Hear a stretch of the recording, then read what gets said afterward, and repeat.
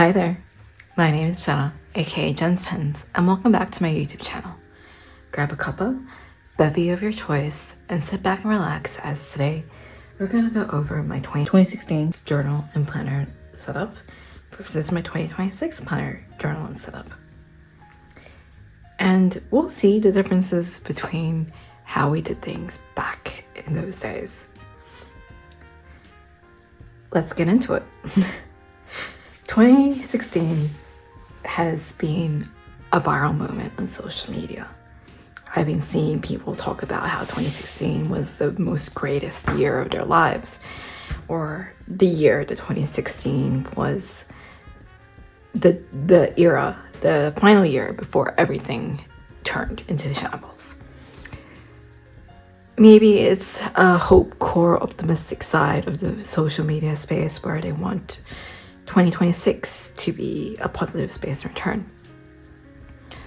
Now, I've been content creating and also journaling and planning for over 10 years as Jen's Pens now.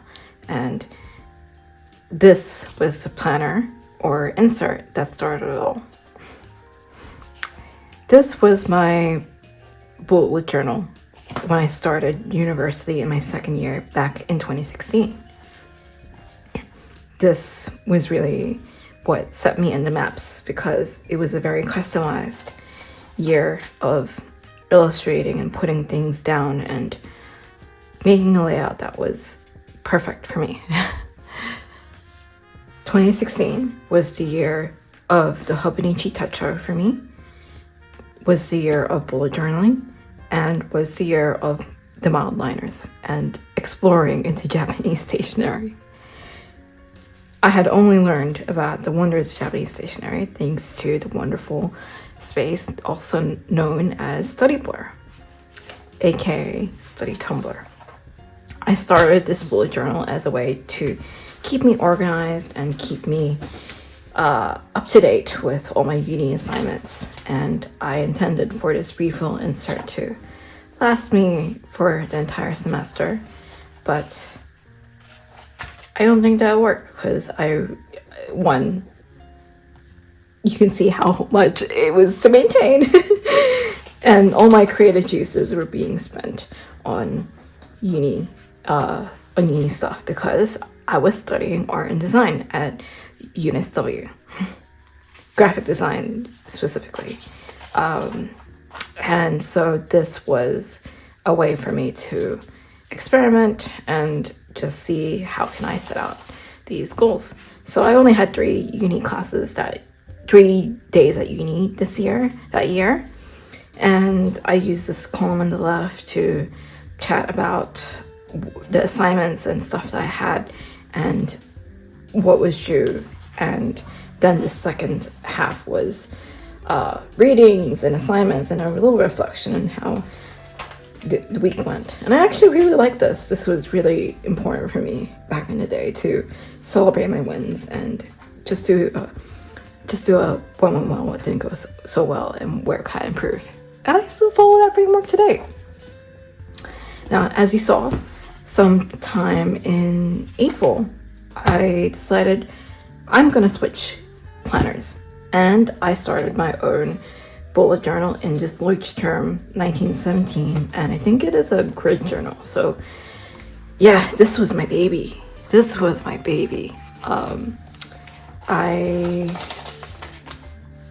I stamped it with Muji. I had a section, I had my key here, and yeah, it just went through how the year was. 2016, my goals were to eat healthier. A lot of these are same goals I experience now in 2026. I had my own legend and lots of brush script. That was what 2016 was about. I had little bits and bobs in between about what Study Blur blogs I wanted to do. I had a section for my monthly overview, so I was doing the Rocky Handwriting Challenge, and also used the Writer Carol method to look at what was ahead for the month. And on this side, I talked about what anime I was watching and had some quotes. This quote resonates very heavily because despite all the changes over these 10 years, journaling is still me. Despite everything, it's still me. So my bullet journal method was, I had a weekly overview about the events that happened that week. And then I had notes, like inbox basically. I tracked down my expenses and wow, big purchase, and talked about my budget and what were some of the goals I had for my mid-semester break.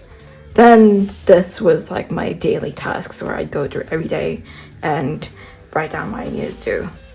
I would set this up once a week, and then in between I also had little musings and ideas about, at that time I was switching over or thinking about moving to my next university, UTS, and I was putting down all the stuff in between.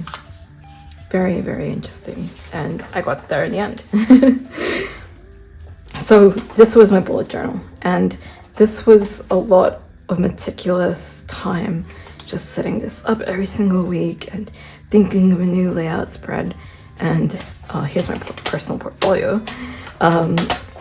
And decorating and illustrating. This was the bullet journaling I remember, and what made me blow up, I guess, back on Study Blur, because I posted a lot of stuff regarding this.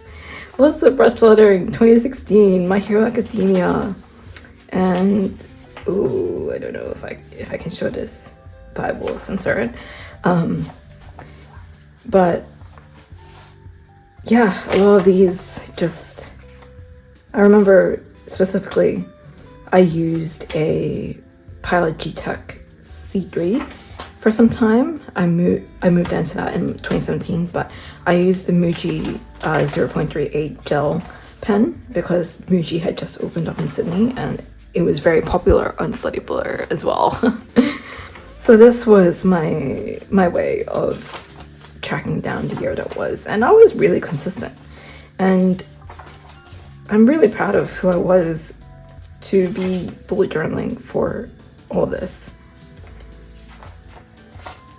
But wow, yeah, you can see that I gave up in some weeks, and I was very hard on myself as well too. And I think, oh, I glued that together. And then I started experimenting with a more minimal layout, because I think 2016 was very much the year of discovering minimalism and KonMari, and does this spark joy? So I started to refine my style a little bit, and it just became simpler a little bit from here. Wow.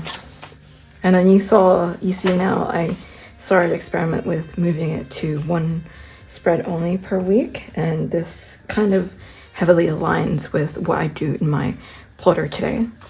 But 2016 was 100% the year of experimentation, of decor and minimal and handwriting scripts.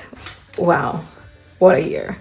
I almost had some journal bits in between, and I'll go a little bit over the next evolution, but I continued on with this more minimal layout throughout 2017, and then in 2017 I decided to do a whole redux at the end of the year and go with a double page spread, but simple and down to the point of how do I use things. I mocked it out here too, just showing like what I needed to do, and experimented with why I wanted to change too. I think I had like a reflection somewhere about bullet journal redux somewhere. But yeah, this is how I planned, how I journaled. Journaling for me in 2016 was heavily illustrative and heavily decorated. I used the Hobonichi Cousin, and it's crazy to see this in my hands because I know the Cousin is huge today. It's huge in the community today. I used the weeks as a way to track down parts of the weeks when things happened, and this was very cutesy lots of cute Kiki K washi tapes, and lots of cute symbols. Oh my god, the little ribbons, it's so cute. And the mild liners again. And I kept this on for at least 3 months, but then I dropped it because it was just way too much for me to handle, and I was already in my in my bullet journal to start planning my life. So that's how I use this weekly section. In the daily section, I use this was so much space for my tiny handwriting, but I filled it up with a prompt. So if we go to today, which is 28/29, I'd have a prompt at the top, and then I write about my day at the bottom. And I'd always have like something to write about. And I think this is very interesting to look at and see how I journaled back then. Very illustrative. I guess I was into anime because this is Erasure, and this is also Avatar: The Last Airbender. Yeah. So 2016 was a year of me journaling a lot and KonMariing and simplifying. And I miss this part of me who journaled and who illustrated, because I hadn't I don't think I do much of this anymore 10 years later, and maybe that's something I can pick up again. I had all the time in the world though. I was a uni student, I was just working and in a warehouse, and now I work a full-time job. I don't have lots of time. 2016 was a way for me also to experiment with illustrating, and I think towards the end of this year, I kind of got tired of journaling like this. Oh, yeah, look at that. And I started to journal more and illustrate more, and I had lots of little journals. I think I used the end of it as a way to illustrate about Pokemon Go and Pokemon a lot, because I played heaps of Pokemon back in those days. But this was my journal, and I think I really dropped it actually. Yeah, this was in April. You see that I started journaling more. I was busy during these months, and I had dropped uni, but I wasn't in any motivation to journal daily, because my days were just go to work, go home, play Pokemon. But that's okay. These blank moments just symbolize that time of my life where things weren't 100% okay. So yeah, here's the status update I did, and literally all it says is playing Pokemon and self-reflecting. So I was playing lots of Pokemon Auras, Omega Ruby and Alpha Sapphire on my 3DS. Yeah, towards the end of the year I just illustrated in the day-to-day, and Animal Crossing was a huge influence at that time, and it still is. And I also started Pokemon Sun and Moon, Alola, and I was obsessed with Pokemon. Wow. Yeah. I think I stopped journaling after this, and I tried, and I decided, oh, I am going to journal in a Hobonichi Cousin next year, and that's what I try to do. But journaling day-to-day, daily like this, and illustrating was way too much for me to go through. And I guess I can see like 2016 me also was talking about consuming less and minimalism. Crazy how that's reappeared back in 2026 when everyone is talking about the overconsumption of it all. So it's very interesting to see how we journaled and planned during the time. Now, 10 years later, let's take this side by side. This is how I journal about my day-to-day basis. I will put, I guess, 4th of, yeah, 10th, I'll put 10th. This was the 10th of January 2016, and this is 10th of January. And this is 10th of January 2026. This is a whole different way of how I journal today. Today I'm mostly visual because I love to take lots of photos, and I take photos, pieces of ephemera. 2016 me was very illustrative, as you can see. 2026 me likes to remember the moment and the physical bits of that was, and I write down. I have firstly a little journal entry in my 5-year techo, which goes a little bit through of what happened, how was I feeling, just a little here and there moment of what the day was for me. And then I go in on a long form entry that's more captured with physical photos of what that day was for me. Whereas 2016 me, very illustrative. And I guess I didn't sleep well, but this was the year of me doing with illustrations because I wanted to become more of an illustrator. Nowadays, I just want to decorate and scrapbook and see where the spread takes me. That's the difference between 2016 and 2026 me today. In terms of planning, I can't accurately show how 2016 was in 1 week versus now because I'm filming this all the way in January, and I only started my bullet journal back then. But if we go into one of these spreads, this is how my bullet journal is, how I use my bullet journal. And this is how I use my planner today. Back then, I used to just I think I'm pretty similar to this day now. It's just really condensed and in different areas. I still do like a little highlight of overview of what the event was or when do I get paid. So over here on the left, I still have a section for my day-to-day activities, and that's this. And I have a section here of what I want to focus on.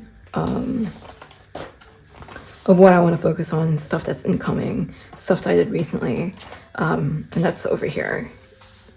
Yeah, that's very interesting. I don't have a motivational quotes, nor do I track down my expenses here anymore. I track down my expenses or purchases, not necessarily how much it costs in my monthly section, but it's interesting to see how different it is.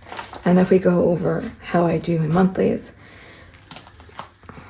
are different because I will have just one goal. I don't talk about my budget too much. I do have a section in here where I will put down the ideal pieces of chores I want to do that week, and where I track down my purchases and expenses. Yeah, clearly I don't want to do any spend. But it's interesting to see the differences.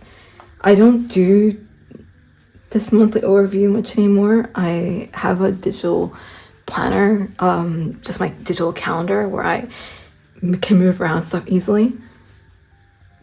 I mainly use this view to see when have I filmed content, when have I posted content, and also when moments have happened to me, so then I can easily backlog if needed be. Yeah, this is a huge difference in planning. Bound book versus ring, big versus small. Very, very much brush script versus using stamps and less highlighters because it's not really that important for me to color code, but still decorated in a sense. This one's just more harder to set up because everything is illustrated. This one is easier to set up because now I just dump down stickers where I want to.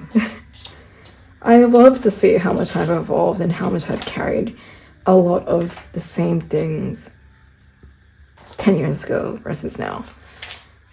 I'm an adult now. I'm almost 30 versus I was 19, 20 in this age. And it's interesting to see how much more expressive I was back in these days.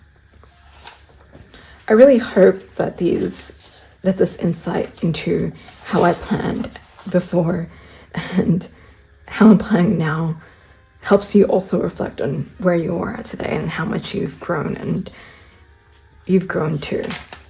2026 carries a lot of the same themes that I had in 2016, whereby I was thinking about minimalism, I was thinking about overconsumption, and I was using stationery and planning as a way for me to express creatively. You use it as my creative outlet, basically, and also share my stuff online. Nowadays, I try not to worry too much about posting online, as much as I say that I'm trying to post more. Back then I was posting daily an entry or a Tumblr post about what was going on in my life.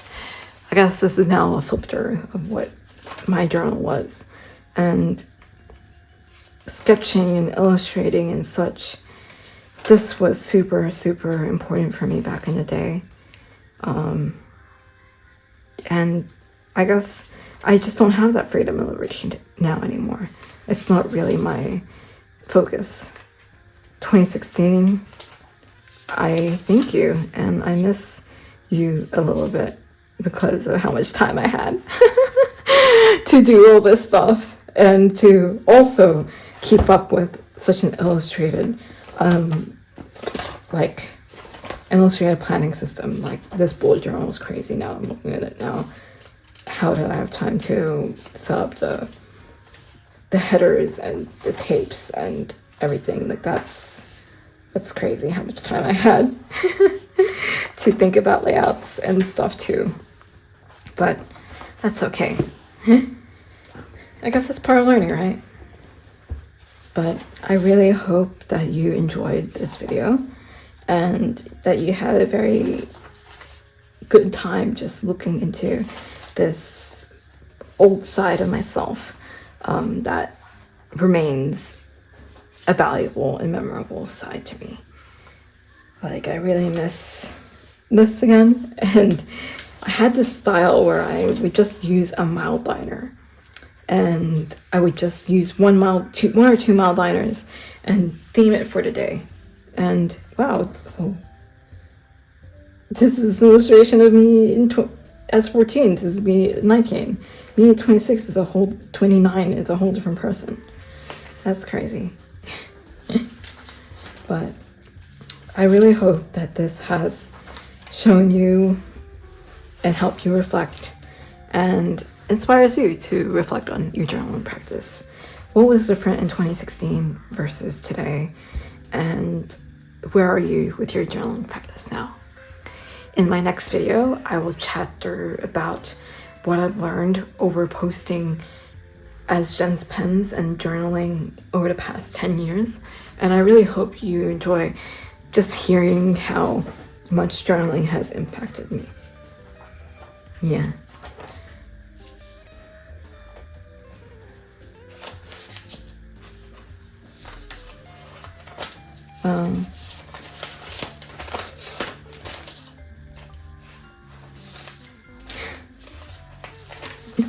I wasn't afraid. I was not afraid to just draw, Towards the end of it, just very much about gaming, but I will always cherish this 2016 journal because it is a time of my life when I had more time and freedom. Now today, I don't have a lot of that, and this will be a great way for Jenna in 20 years' time to look into. But anyways, my name is Jenna, aka Jen's Pens, and I really hope that you enjoyed me reviewing and looking over how I journaled back in 2016 and how I journal today in 2025. I hope you have a wonderful evening, morning, day, night, wherever you are, and I'll see you in my next video. Take care. Bye now.